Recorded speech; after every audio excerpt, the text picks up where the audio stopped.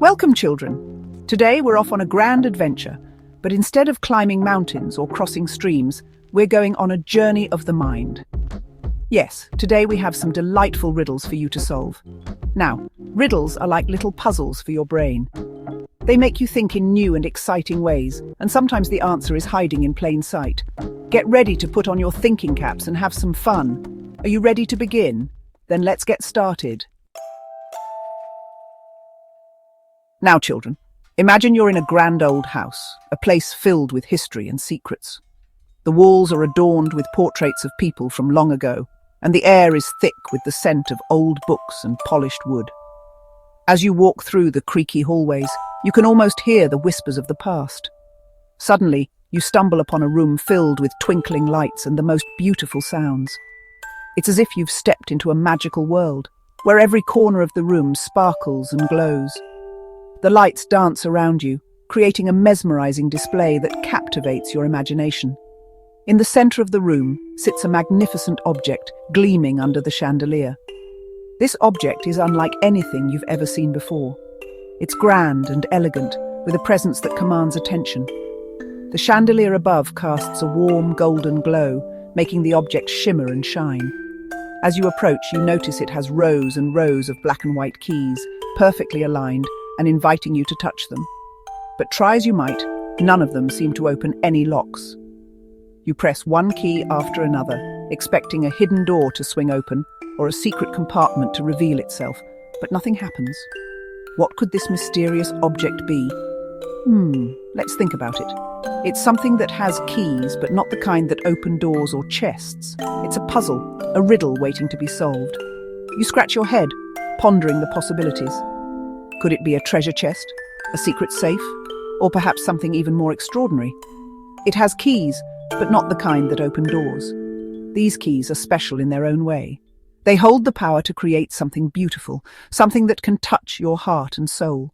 You look closer, examining the keys with a newfound curiosity. These keys make music when you press them. Each key produces a different note, a different sound that blends together to create a melody. You press a few keys, and the room fills with a harmonious tune. It's as if the keys are speaking to you, telling a story through music. That's right, it's a piano. A magnificent instrument that has the power to transport you to another world with its music. The piano is a gateway to a realm of creativity and expression, where every note played is a step into a new adventure. A piano has keys, but it doesn't open locks. Instead, it opens up a world of possibilities, a world where you can express your emotions and tell your own stories through music. Each key is a part of a larger picture, a piece of a puzzle that comes together to create something truly magical. It opens up a world of beautiful music. When you play the piano, you become a part of a timeless tradition, a tradition that has brought joy and inspiration to countless people throughout history. So the next time you see a piano, remember the mystery of its keys and the magic they hold within. Next, let's step outside into the fresh air. Feel the gentle breeze on your skin, the warmth of the sun on your face, and the scent of blooming flowers in the air. It's a perfect day to explore the wonders of nature and the mysteries it holds. Imagine you're standing at the edge of a vast canyon, the sun warm on your face. The view is breathtaking, with layers of rock stretching out as far as the eye can see. The air is still, and the silence is almost tangible. You feel a sense of awe and wonder at the sheer scale of the landscape before you. You shout out a greeting, and a moment later, you hear it again. The sound of your voice bounces back to you, clear and distinct. It's as if the canyon itself is speaking to you, repeating your words in a playful echo. You can't help but smile at the magic of it all, but it's not someone shouting back. The canyon remains still and silent, a vast expanse of rock and air. The echo fades away, leaving you with a sense of mystery and curiosity. What causes this phenomenon? How can your voice travel so far and return to you? This sound has no body, no form, and yet it mimics your every word. It's an invisible force, a reflection of your voice carried on the wind. The echo is a reminder of the power of sound and the way it can travel through space, bouncing off surfaces and returning to its source. It speaks without a mouth and hears without ears. The echo is a ghostly presence, a whisper on the wind that seems to have a life of its own. It moves through the canyon, carried by the breeze, and returns to you as if it were a living thing. It has no body, but it comes alive with the wind. What could it be? The wind itself seems to carry the echo, moving it through the canyon and bringing it back to you. It's a dance of sound and air, a beautiful interplay of nature's elements. Think of the sound bouncing off the canyon walls, traveling on the breeze.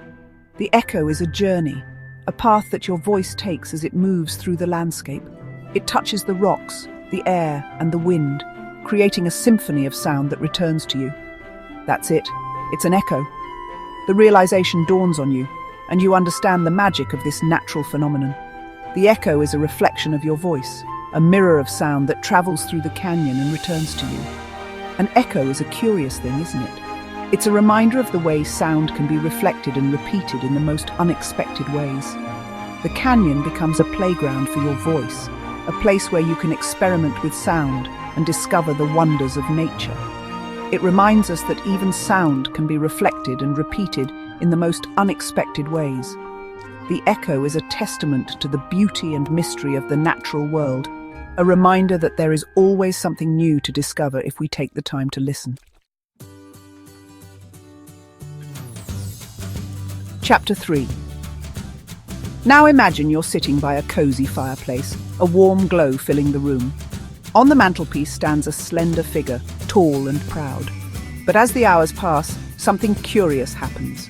The figure seems to shrink, becoming shorter and shorter until it disappears entirely.